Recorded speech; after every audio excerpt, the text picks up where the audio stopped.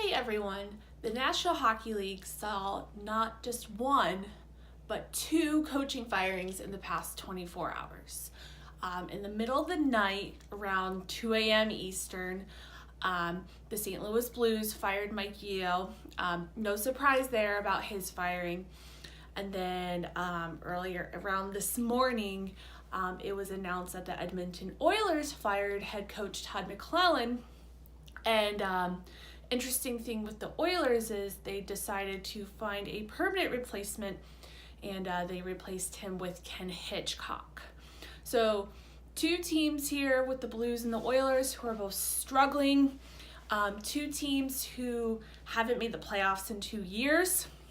Two teams, last time they made the playoffs, they lost in the second round. Edmonton lost to Anaheim back in 2017. And then the Blues lost to Nashville that same year. The year before that, if I recall correctly, St. Louis actually went to the conference finals, losing to San Jose. So these are two teams who have had a lot of optimism. I would say the Blues more than the Oilers, but both had drastic rebuilds. The Blues in the mid to late aughts. The Oilers recently, within the past 10 years, of course, the Oilers famously had all of these number one draft picks. The only top picks they really have left are Ryan Nugent-Hopkins and Connor McDavid, of course. And, you know, the expectation is a team with Connor McDavid, you expect them to go far, but he's only ever been in the playoffs once in his career. And, but you look at Edmonton and they're interesting because they just don't have a defense. Their offense is outstanding, fun to watch. They don't have a defense. I don't even think Cam Talbot is a bad goaltender. So that could go on Peter Chiarelli right there. And I know a lot of people on Twitter have been questioning why he still has his job. You know, this is probably his last-ditch effort. Ken Hitchcock in the past has helped teams kind of rebuild, especially with young players. So maybe he's a short-term fix. And personally, I've questioned the Ken Hitchcock hire. I mean, he just retired last year after going back to Dallas.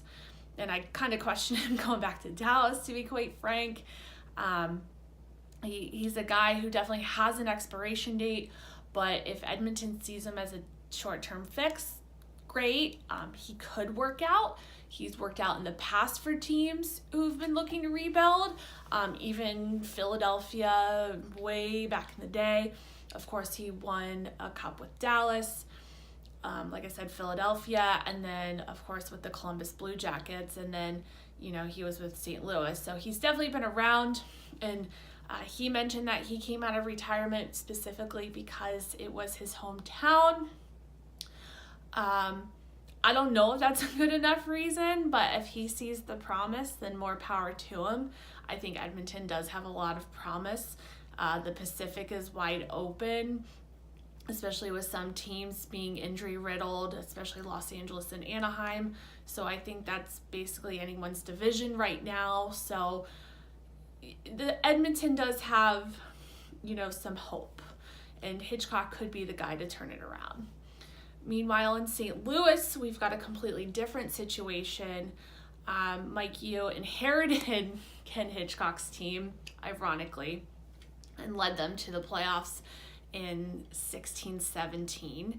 And then after that, he really hasn't done much.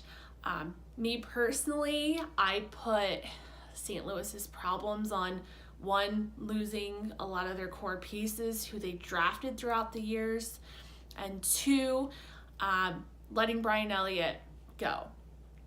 Brian Elliott, of course, was part of the goaltending duo who helped St. Louis succeed, first with Jaro Halak, and then, of course, he helped groom Jake Allen. And that was one of those situations I felt personally that Jake Allen just was not ready to kind of be let go on his own, but St. Louis decided to trade him. And then the other piece was letting their core walk. Over the years, they let go of TJ Oshie, Patrick Berglund, David Perron, who's obviously back, but Eric Johnson, of course, and I recognize that not all of these guys were part of their successes just a couple years ago, but you've got to wonder how you have a guy like Tarasenko, you have one of the best defensemen in the league with Alex Pietrangelo, but how do you go from such a high point, from being so close to the Stanley Cup final to here? Like, how do you go so high to so low? And I've been putting that on General Manager Doug Armstrong. He's been there a very long time, over a decade, and he's the one who's been making a lot of these trades to get rid of these core pieces. And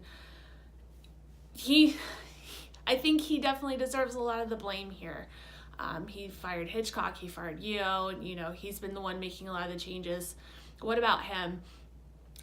When is Doug Armstrong's job on the line? So that will be interesting to see as time progresses. But St. Louis, I think, is just kind of straggling along here.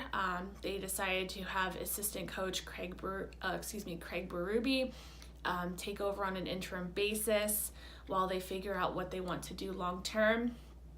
Craig Berube does have head coaching experience. He was with Philadelphia just a few years back, and he's been on St. Louis's staff for the past couple seasons, so he at least knows the players. But two really interesting changes here. I don't think we're done seeing coaching changes. We'll probably see a few more before the new year, or at least before the trade deadline. This isn't last season. A few people I've seen on Twitter have said, coaching cycles are a lot shorter than they used to be. We're not going to see the Lindy Ruffs anymore, the Joel Quenneville's, or even the Mike Babcock with Detroit, who are with their teams for a long time. There's a shorter time frame for all these coaches, and you look at Mike Yeo and Todd McLellan. They were both with those teams in the head coaching roles for around 2 seasons, give or take, on either side. So interesting moves. Neither one surprising, but surprising they happened on the same day. Please like and subscribe. Feel free to leave your thoughts in the comments, and we'll talk next time. Thanks.